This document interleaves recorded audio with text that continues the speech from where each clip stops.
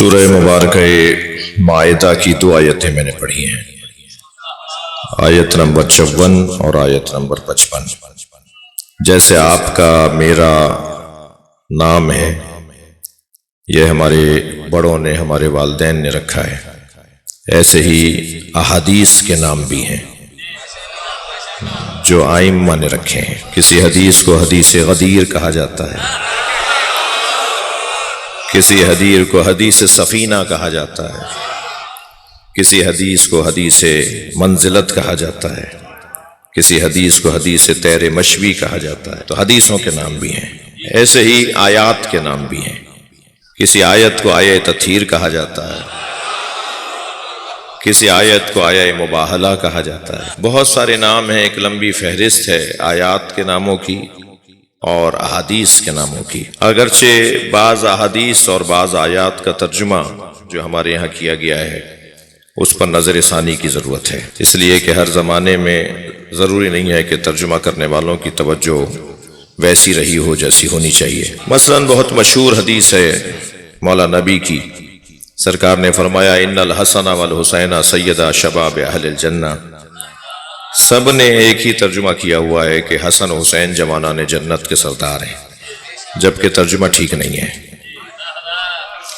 بڑا مشہور ترجمہ، بڑی مشہور حدیث، شاید کوئی مسلمان ہو جسے جنت میں جانے کا شوق ہو اور وہ اس حدیث کو نہ جانتا ہو، مگر اس کا ترجمہ ٹھیک نہیں ہے۔ ان الحسن والحسین سیدا شباب اہل الجنہ، حسن حسین جوانان جنت کے سردار ہیں۔ یہ ترجمہ اس لیے ٹھیک نہیں ہے کہ ایک تو عربی میں حضرت نے یہ فرمایا ہی نہیں ہے، اور پھر اس کا مطلب یہ نکلتا ہے کہ مر جاؤ جنتی ہو، مر جاؤ جنت میں جاؤ تو دو سردار ملیں گے جنہیں حسنین کہتے ہیں، یعنی گویا نبی فرما رہے ہیں کہ حسنین مردوں کے سردار ہیں۔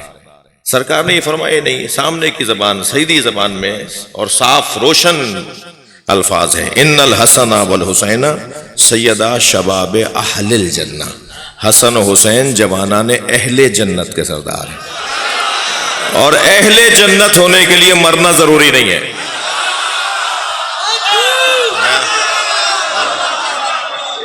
اسی دنیا میں اہل جنت ہو جاؤ، تمہارے سردار حسنین ہیں۔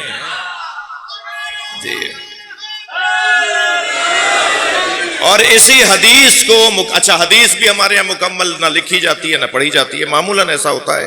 میں کوئی شکوہ اور گلہ نہیں کر رہا، مگر کم سے کم ایک پیغام ضرور ہے۔ اس حدیث کو یہاں بول کے روک دیتے ہیں ہم لوگ، ان الحسن والحسین سیدا شباب اہل الجنہ، حسن و حسین جوانان نے، ترجمہ کرتے ہیں جوانان جنت کے سردار ہیں، ترجمہ ہے حسن و حسین جوانان اہل جنت کے سردار۔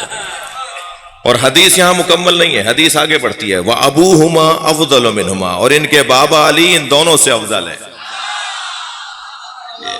حدیث یہاں مکمل ہوتی ہے۔ ایسے ہی ایک اور حدیث، مولا کا فرمان، مولا علی کا فرمان، حضرت فرماتے ہیں سلونی سلونی قبل ان تفقدونی۔ سب نے ایک ترجمہ کیا ہے کہ مولا فرما رہے ہیں پوچھو پوچھو اس سے پہلے کہ میں تمہارے درمیان سے چلا جاؤں۔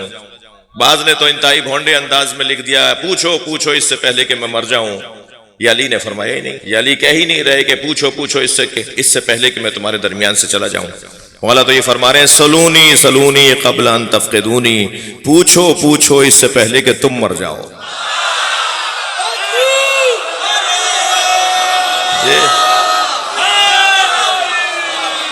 جو علی سے نہیں پوچھے گا وہ مٹ جائے گا، یعنی مر جائے گا۔ جو بھی مولا علی کے دروازے پر آیا وہ پتھر بھی ہو تو عقیق بن جاتا ہے، جو بھی مولا علی کے دروازے پر آیا وہ جانور بھی ہو تو محترم بن جاتا ہے، جو علی کے دروازے پر آیا وہ انسان ہو تو ولی بن جاتا ہے۔ لہٰذا جو نہیں آئے گا اس کی اپنی یہ میں نے چند مثالیں آپ کو دی۔ کچھ آیات میں بھی اسی طرح ہے کہ ترجموں میں نظر ثانی کی ضرورت ہے، دوبارہ سے بہتر ترجمہ ہونا چاہیے، مگر میں نے جو دو آیتیں آپ کے سامنے تلاوت کی ہیں، ان آیات میں دوسری آیت جو ہے یعنی سورہ مبارکہ المائدہ کی 55ویں آیت، اس آیت کا نام ہے آیہ ولایت، جس میں مولا علی کی ولایت کا اللہ نے اعلان کیا ہے۔ اللہ نے اپنی ولایت کا اعلان کیا ہے، اللہ مولا ہے، رسول اللہ مولا ہے، اور وہ کہ جو صاحب ایمان، نماز قائم کرنے والا اور حالت رکوع میں زکوٰۃ دینے والا ہے۔ تمہارے تین ولی ہیں، تمہارے تین سرپرست ہیں۔ پچھلے دنوں ایک کلام کہنے کی توفیق ہوئی، ہلکی پھلکی شاعری بھی کر لیتا ہوں، تو مجھے اپنے مضمون میں اپنے ہی شعر کچھ یاد آ رہے ہیں۔ تو عرض کیا تھا کہ غدیر خم کے سفر میں سراب کوئی نہیں. ہر سفر میں دھوکہ ملے گا مگر علی کے رستے میں دھوکہ نہیں ہے. غدیر خم کے، تھک تو نہیں رہے میری باتوں سے، غدیر خم کے سفر میں سراب کوئی نہیں، خدا نبی کا علی کا جواب کوئی نہیں. غدیر خم کے سفر میں سراب کوئی نہیں، خدا نبی کا علی کا جواب کوئی نہیں. ہزار ذرے مگر آفتاب کوئی نہیں، ہزار ذرے مگر آفتاب کوئی نہیں. تو راب سب ہیں مگر بو تو راب کوئی.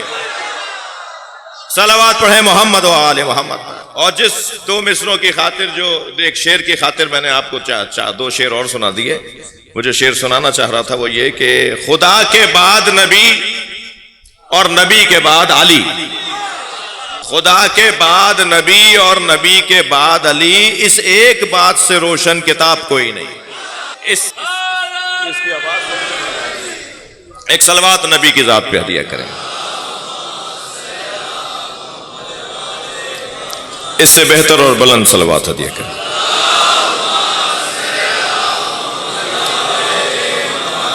آپ کی توجہات میرے ساتھ ہیں، میں اپنا پیغام دینا چاہوں گا. آیہ ولایت جسے سبھی جانتے ہیں اور ہم سب پڑھتے ہیں، ہر حالت رکوع میں مولا کائنات نے زکوٰۃ دی. ہمارے سنی بھائی لکھتے ہیں کہ مولا نے اپنی ابا اتار دی تھی جو آپ کے دوش پہ تھی، فقیر وہ اٹھا کر لے گیا. فقیر نے جب وہ اٹھائی تو اللہ نے یہ آیت نازل کی، وہ تمہارا ولی ہے، اللہ ولی ہے، اس کا رسول ولی ہے، اور وہ جو حالت رکوع میں زکوٰۃ دے.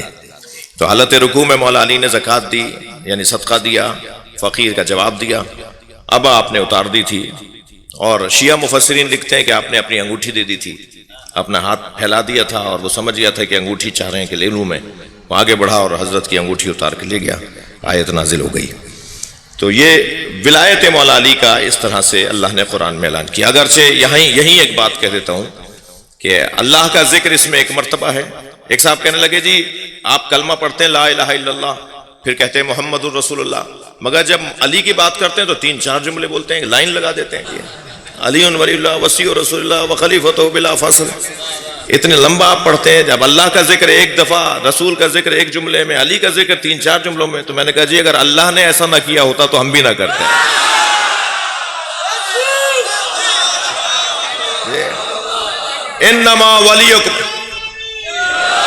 انما ولیکم اللہ ورسولہ، تمہارا ولی اللہ ہے اور اس کا رسول ہے. جب اللہ کی بات ہوئی تو ایک ہی جملہ، رسول کی بات ہوئی تو ایک ہی جملہ. جب علی مولا کی بات ہو رہی ہے تو خود اللہ نے 3 جملے استعمال کیے. الذین آمنوا والذین یقیمون الصلاۃ ویؤتون الزکاۃ وہم راکعون. لائن لگی ہوئی ہے نا. تو خود اللہ بھی چاہتا ہے کہ علی کا ذکر زیادہ ہو. بھائی میں چاہوں گا، یہ سنی شیعہ مجمع ہے، مجھے اعزاز حاصل ہے، میرے لیے عزت ہے کہ الحمدللہ اہل سنت مجلسوں میں برابر شرکت فرماتے ہیں. اور میں خود بھی اس بات پہ بہت ہی روشن ہوں کہ یہ مجلسیں شیعوں کی ملکیت نہیں. شیعہ امام حسین کے ذکر کے مالک نہیں ہیں، نوکر ہیں. ناراض نہ ہوئیے گا، نوکروں کو اپنی اوقات میں رہنا چاہیے. مالک کے مہمانوں کا خیال کرنا چاہیے. ابھی آپ نے دیکھا میں نے آپ کو نوکر بولا ہے، آپ خوش ہو رہے ہیں.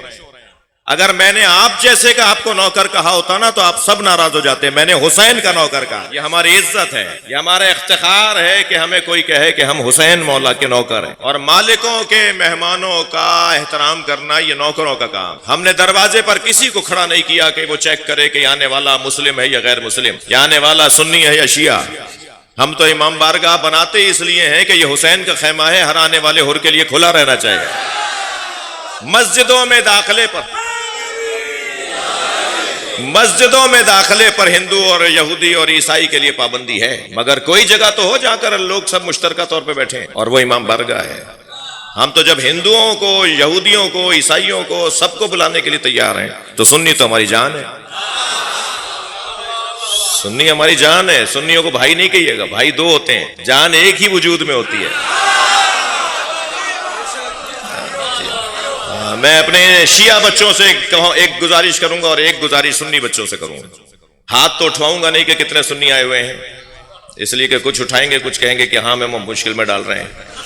لیکن میں اتنا ضرور کہوں گا کہ ایک بات شیعہ بچے اپنے پلے سے باندھ کے جائیں اپنے علاقے کے سنی عالم کے دروازے پہ گلدستہ لے کے جاؤ، مٹھائی کا ڈبہ لے کے جاؤ، دروازہ بجا کے کہو کہ میں شیعہ ہوں اور میرے عالم نے کہا ہے کہ سنی علماء کا احترام کیا کرو۔